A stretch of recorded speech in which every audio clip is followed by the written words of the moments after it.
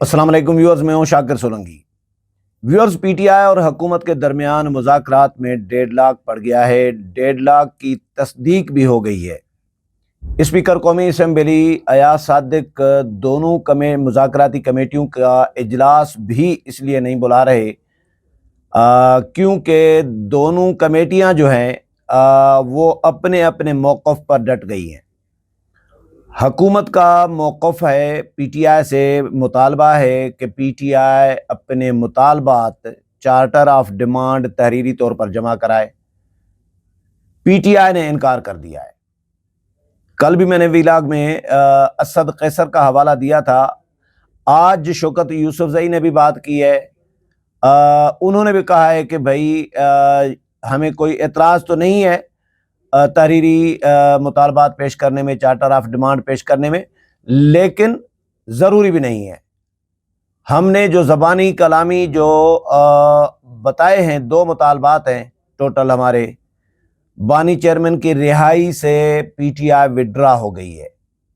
ان مذاکرات کے ذریعے بانی چیئرمین پی ٹی آئی عمران خان کی رہائی سے پی ٹی آئی نے دستبردار کر دیا ہے۔ وہ کہتے ہیں کہ بھائی وہ جو پروسیس ہے عدالتوں کا اسی کے ذریعے عمران خان رہا ہوں، لیکن ہمارے مطالبات یہ ہیں کہ باقی جو ہیں، اچھا اس میں کچھ لوگ یہ بھی کہہ رہے ہیں کہ بانی پی ٹی آئی عمران خان سمیت سارے قیدیوں کو رہا کیا جائے۔ کچھ لوگ کہتے ہیں کہ عمران خان رہا مذاکرات کے، آج شوکت یوسفزئی نے بھی یہ بات کی ہے کہ عمران خان مذاکرات کے ذریعے ڈیل نہیں چاہتے، وہ مذاکرات کے ذریعے اپنے لیے ریلیف نہیں مانگ رہے، رہا نہیں ہونا چاہ رہے مذاکرات کے ذریعے، بلکہ ہمارے مطالبات ہیں کہ ہمارے جو قیدی کارکنان ہیں، رہنما ہیں، ان کو رہا کیا جائے، اور 26 نومبر اور 9 مئی کے جو انسیڈنٹس ہیں، واقعات ہیں، ان کی تحقیقات کے لیے انکوائری کمیشن، عدالتی کمیشن قائم کیا جائے۔ 2 مطالبات ہیں۔ اب 2 مطالبات ہم نے زبانی کر دیے ہیں تو ان کو تحریری طور پر دینے کی ضرورت نہیں ہے۔ اسد قیصر نے بھی یہ بات کی ہے۔ پہلے انہوں نے ٹائم لیا تھا، پہلے اجلاس میں 23 دسمبر کو جو اجلاس ہوا اس میں انہوں نے ٹائم لیا کہ ویسے تو 2 مطالبات اسی اجلاس میں پیش کیے گئے تھے، لیکن بعد میں پھر انہوں نے ٹائم بھی لیا کہ ہمیں 10 دن کا ٹائم دے، ہم عمران خان سے ملاقات کریں اور بانی چیئرمین پی ٹی آئی سے مشاورت کر کے ہم چارٹر آف ڈیمانڈ تیار کر کے آپ کو اگلے اجلاس میں پیش کریں گے 2 جنوری کو۔ 2 جنوری کو جب اجلاس ہوا تو پھر یہ تحریری مطالبات نہیں لے کے آئے، چارٹر آف ڈیمانڈ انہوں نے 2 جنوری کو پیش نہیں کیا۔ حکومت نے پوچھا کہ بھائی کدھر ہے چارٹر آف ڈیمانڈ، تو انہوں نے کہا کہ جی دیکھیں ہم ابھی مزید مشاورت کریں گے۔ پھر ٹائم لے لیا کہ ہفتے کے اندر ہم عمران خان سے ملاقات کریں گے، اور پھر ہفتے کے اندر جو ہے ملاقات کے بعد آپ کو تاریخ بتائیں گے تو پھر آپ اجلاس بلا لیجئے گا۔ یہ بات کی انہوں نے، لیکن اب انہوں نے ایک نیا پینترا بدلا ہے۔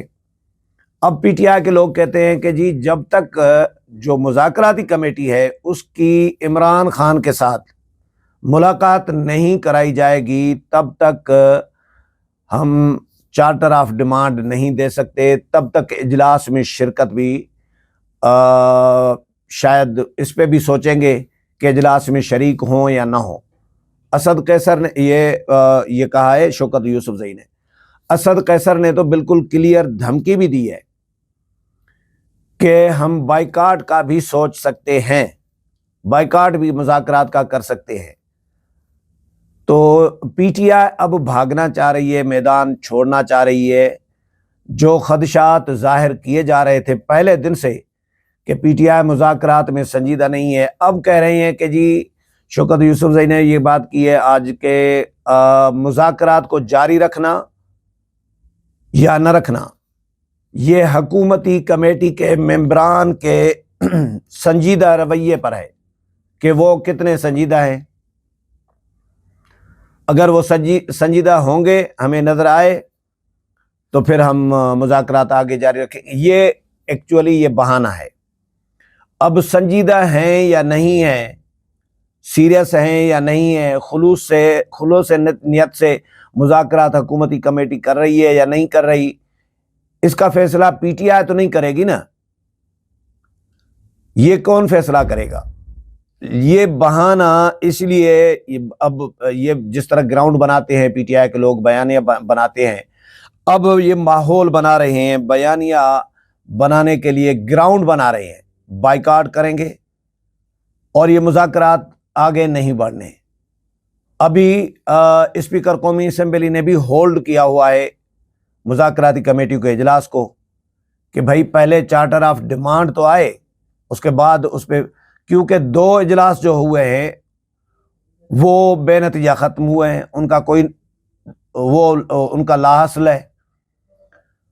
عرفان صدیقی نے کے الفاظ ہیں کہ دونوں اجلاسوں میں مذاکرات میں 1 انچ کی بھی پیش رفت نہیں ہوئی، یعنی جہاں کھڑے تھے 23 دسمبر سے پہلے وہیں کے وہیں کھڑے ہیں، تو پھر یہ بیٹھنے کا، ملنے کا، کئی گھنٹے ضائع کرنے کا فائدہ کیا؟ فائدہ تو کچھ نہیں ہے پھر، اگر چارٹر آف ڈیمانڈ نہیں دے رہے۔ اور اسد قیصر کہتے ہیں کہ ہم نے زبانی کلامی جو مطالبات 2 کر دیے ہیں ان کو ہی تحریری مطالبات سمجھا جائے، ہم تحریری چارٹر آف ڈیمانڈ نہیں دینا چاہ رہے، ہمارے یہ جو 2 مطالبات ہم نے کیے ہیں زبانی، حکومت ان کو ہی تحریری سمجھ لے۔ لیکن حکومت اس بات کو ماننے کے لیے تیار نہیں ہے، حکومت کہتی ہے کہ بھائی نہ، آپ تحریری طور پر دیں۔ اسد قیصر کہہ رہے ہیں کہ بھائی دیکھیں، ہم نے جو مطالبات کیے ہیں وہ دونوں میٹنگز کے منٹس میں تو ریکارڈ ہو گئے ہیں، تو وہ جو منٹس میں ریکارڈ ہو گئے ہیں ان کو آپ تحریری سمجھیں۔ اب یہ نیا ڈرامہ ہے بھائی، ایک فارملٹی جو ہوتی ہے وہ تو پوری کریں آپ چارٹر آف ڈیمانڈ حکومت کو دے دے، مذاکرات میں یہی ہوتا ہے نا، اور حکومت اگر مانتی ہے آپ کے مطالبات کو، فرض کریں جو حکومت کے بس میں نہیں ہے، میرے خیال میں، میرا بھی یہی خیال ہے کہ حکومت کے بس میں نہیں ہے کہ 9 مئی کے ملزمان کو حکومت رہا کر دے، تو یہ کہتے ہیں کہ اچھا یہ چارٹر آف ڈیمانڈ دیں گے، اور حکومت فرض کریں اگر مان جاتی ہے تو پھر پی ٹی آئی کو حکومت کے ساتھ تحریری معاہدہ کرنا ہوگا اور پھر اس پر عمل درآمد بھی کرنا ہوگا۔ ایک تو پی ٹی آئی کمٹمنٹ کی خلاف ورزیاں کرتی ہے، معاہدوں سے مکر جاتی ہے۔ عمران خان نے چودھری نثار علی خان کے ساتھ کمٹمنٹ کی تھی 2014 میں جب دھرنا لے کے آئے تھے، 0 پوائنٹ سے آگے آپارا تک جانے دیں، آگے نہیں آئیں گے۔ پھر آپارا میں کہا کہ جی سیرینا ہوٹل تک جانے دیں، چوک تک، سیرینا چوک تک جانے دیں، آگے نہیں جائیں گے۔ پھر اس طرح یعنی 1.5 کلومیٹر کی اجازت لے کے اس کی خلاف ورزی کرتے رہے، بعد میں آ کے ڈی چوک میں 126 دن بیٹھ گئے۔ تو ان پر اعتبار کون کرے گا؟ حکومت، موجودہ حکومت کا تو ظاہر ہے پی ٹی آئی کے ساتھ ایک ٹرسٹ کا فقدان ہے نا، اعتماد کا فقدان ہے، مسٹرسٹ ہے۔ جب اعتماد کا فقدان ہو طرفین میں تو پھر ضامن ہوتا ہے نا، کوئی گارنٹیئر ہوتا ہے، تو ان کا تو کوئی گارنٹیئر بھی نہیں ہے، پی ٹی آئی کا کوئی گارنٹیئر بننے کے لیے تیار نہیں ہے۔ محمود خان اچکزئی کو آگے کیا ہوا تھا کہ جی تحفظ آئین پاکستان، تحریک تحفظ آئین پاکستان، اس کے آپ سربراہ ہیں اور صدارتی الیکشن کے لیے بھی کھڑا کر دیا۔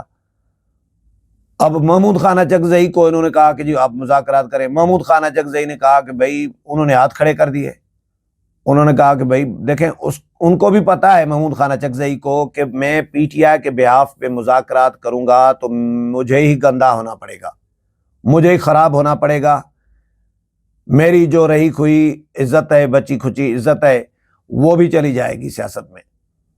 تو محمود خان اچکزئی نے بھی ہاتھ کھڑے کر دیے، وہ بھی پی ٹی آئی کے معاملات میں بیچ میں نہیں آ رہے۔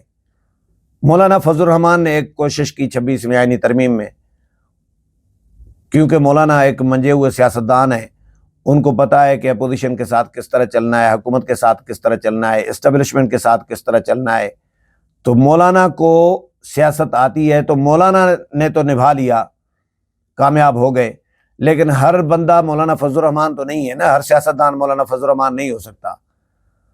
تو پی ٹی آئی پر بہرحال باقی موجودہ جو جماعتیں ہیں، موجودہ جو حکومت ہے، یہ اعتماد کرنے کے لیے تیار نہیں ہے، اور پی ٹی آئی موجودہ حکومت پر اعتماد کرنے کے لیے تیار نہیں ہے۔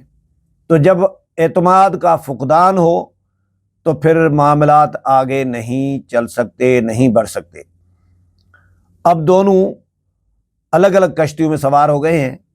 جو کمیٹیاں ایک کشتی میں بیٹھ رہی تھیں، ایک چھت کے نیچے ایک کمرے میں بیٹھ رہی تھی، اب وہ دونوں الگ الگ کشتیوں میں سوار ہو گئے ہیں اور پیغامات بھیج رہے ہیں ایک دوسرے کو کہ جی، وہ کہہ رہے ہیں تحریری چارٹر آف ڈیمانڈ دیں، وہ کہتے ہیں کہ جو منٹس ہیں میٹنگ کے اسی کوئی تحریری آپ سمجھ لیں، ہم نہیں دیں گے۔ تو ڈیڈ لاک پڑ گیا ہے۔ اب یہ کیسے ختم ہوگا ڈیڈ لاک؟ یقینی طور پر پی ٹی آئی کو ہی، کیونکہ منت سماجت بھی پی ٹی آئی نے کی تھی، مذاکرات بھی پی ٹی آئی کی خواہش پر شروع ہوئے تھے، حکومت کی خواہش پر نہیں تھے۔ تو جب پی ٹی آئی نے منت ترلے کر کے مذاکرات شروع کرائے ہیں، تو اب ڈیڈ لاک اگر پڑ گیا ہے تو اس کو ختم کرانا بھی پی ٹی آئی کی ہی ذمہ داری بنتی ہے۔ اب دیکھتے ہیں پی ٹی آئی کا آگے کیا لائحہ عمل سامنے آتا ہے۔ اگلے پروگرام میں پھر ملاقات ہوگی، تب تک اجازت چاہتا ہوں، اللہ حافظ۔